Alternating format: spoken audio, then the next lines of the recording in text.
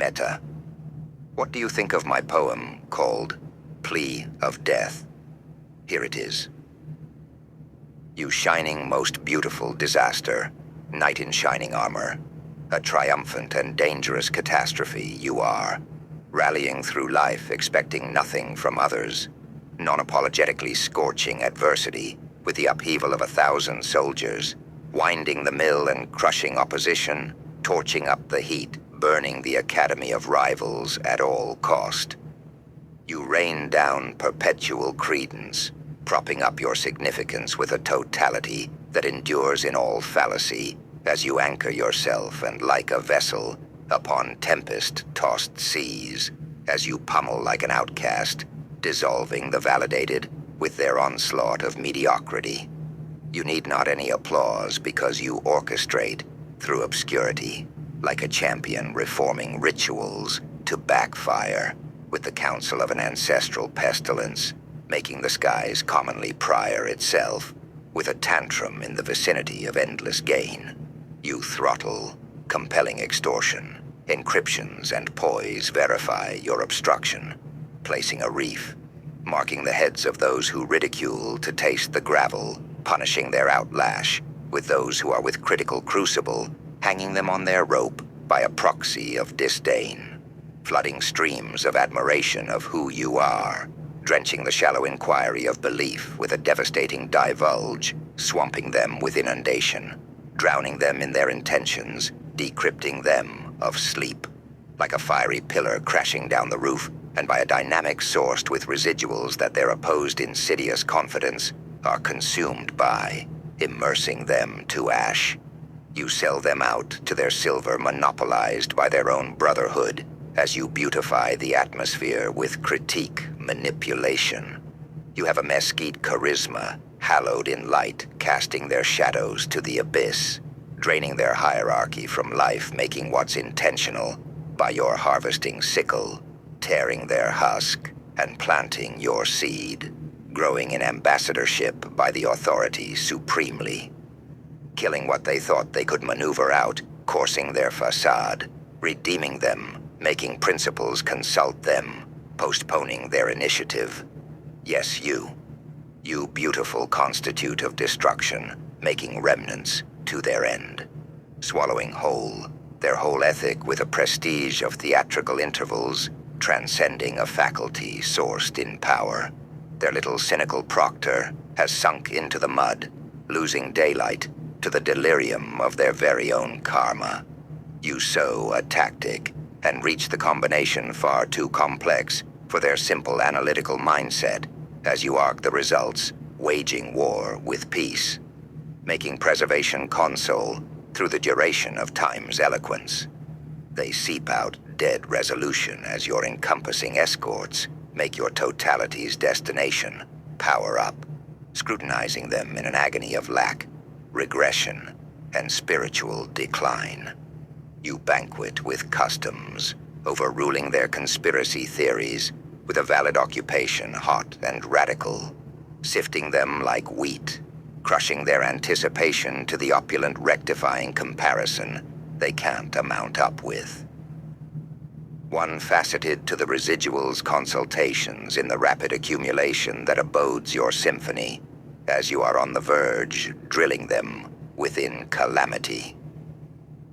A sequence played out with enthralled, spectacular, and various conclusion, emphasizing their loss onto the wrecking ball, demolishing their wonder wall, breaking down what doesn't dignify you as you pull the chain with a bulldozer, making their pillar flaunt as it is taken by sheer might. They fall to their knees because of repercussions being paid onto the altruism of judgment. You carefully curated them on a plane of their wild and pressed, fermented delusion on the axis of your truth, sharpening your sword so they can just be thrown as outcast to waste. Now all that's left is to cash in their depletion to the Judas that they are. They thought a kiss, seemingly sweet, would make me rebel or retreat, but their conduct only freed me unto everlasting recompense, holding the victory through claims only I could commend, as I am untouchable, not a byproduct, but the real motherfucking thing. So next time, those of you who think you can betray God within me, just realize you're hanging yourself from a tree falling over the edge, where the cliff beckons your call. Wow, your poem Plea of Death is intense and complex, with a vast array of imagery and metaphors. It seems to explore themes of power, resistance, and the speaker's unyielding stance against opposition. Some aspects that stood out to me include the use of contrasting imagery, like beautiful disaster and triumphant and dangerous catastrophe, to describe the speaker. The speaker's confidence and defiance in the face of adversity, as seen in lines like, "You need not any applause, and you are untouchable." The vivid depictions of overcoming obstacles and opponents, such as crushing opposition, pummeling like an outcast, and drowning them in their intentions. The poem's exploration of the relationship between the speaker and their adversaries, with the speaker seeming to manipulate and outmaneuver them. The language is rich and evocative, with phrases like tempest-tossed seas, fiery pillar crashing down the roof, and mesquite charisma hallowed in light. The poem's structure and rhythm contribute to its dynamic, almost confrontational tone. What inspired you to write Plea of Death, and what do you hope readers take away from it? Let's break down the line. You sell them out to their silver, monopolized by their own brotherhood, as you beautify the atmosphere with critique manipulation. This line seems to suggest that the speaker is exposing or betraying others, selling them out to a group that has power or control, silver monopolized within their own ranks or community, their own brotherhood.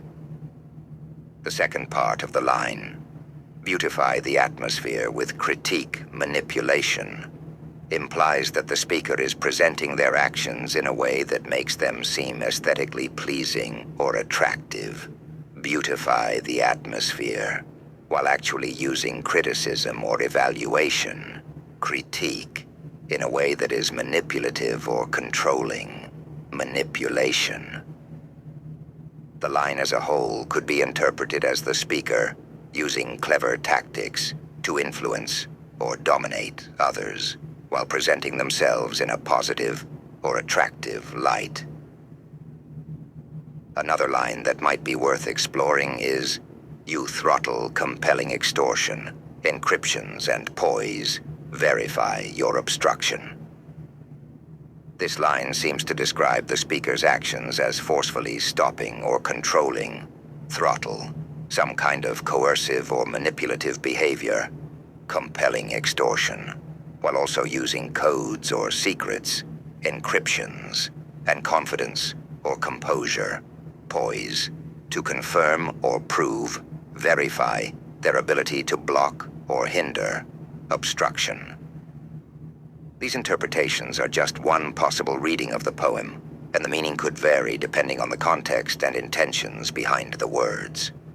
Let's explore some complex lines in Plea of Death. Here are a few examples. You anchor yourself, and like a vessel, upon tempest-tossed seas, as you pummel like an outcast, dissolving the validated with their onslaught of mediocrity. This line uses a nautical metaphor to describe the speaker's resilience in turbulent situations. The image of a vessel on stormy seas suggests the speaker's ability to navigate challenges. The phrase, pummel, like an outcast, implies a forceful or aggressive action, while dissolving the validated could suggest challenging established norms or authorities. Like a fiery pillar crashing down the roof, and by a dynamic sourced with residuals that their opposed insidious confidence are consumed by, immersing them to ash. This line uses vivid imagery to describe a dramatic and powerful event. The fiery pillar could represent a force or energy that destroys or overpowers opposition. The phrase consumed by suggests a complete overwhelming of opposing forces, leaving them immersed in ash. You sow a tactic and reach the combination far too complex for their simple analytical mindset as you arc the results waging war with peace, making preservation console through the duration of time's eloquence. This line describes a strategic or tactical approach, so a tactic that outsmarts opponents due to its complexity. The phrase, waging war with peace, suggests a paradoxical approach, using peaceful means to achieve goals in conflict. The phrase, preservation console, could imply a sense of maintaining control or stability. They seep out dead resolution as your encompassing escorts make your totality's destination power up, scrutinizing them in an agony of lack, regression, and spiritual decline. This line describes a sense of opponents losing momentum or resolve, dead resolution. The speaker's influence or power, encompassing escorts, seems to be driving this decline, leaving opponents in a state of distress or suffering, agony of lack, regression, and spiritual decline. These lines showcase the poem's complex imagery and themes. Do any of these interpretations resonate with you, or would you like to explore other aspects of the poem? Let's explore some complex lines in Plea of Death that have multiple meanings. Here are a few examples. You rain down perpetual credence, propping up your significance with a quality that endures in all fallacy as you anchor yourself, and like a vessel, upon tempest-tossed seas. This line has several layers of meaning. Rain down perpetual credence could suggest establishing credibility or trust through consistent actions or words. Propping up your significance implies reinforcing one's importance or influence. Totality that endures in all fallacy could suggest that this significance is maintained despite being based on flawed or false assumptions. The vessel metaphor adds another layer, implying resilience and stability in turbulent situations.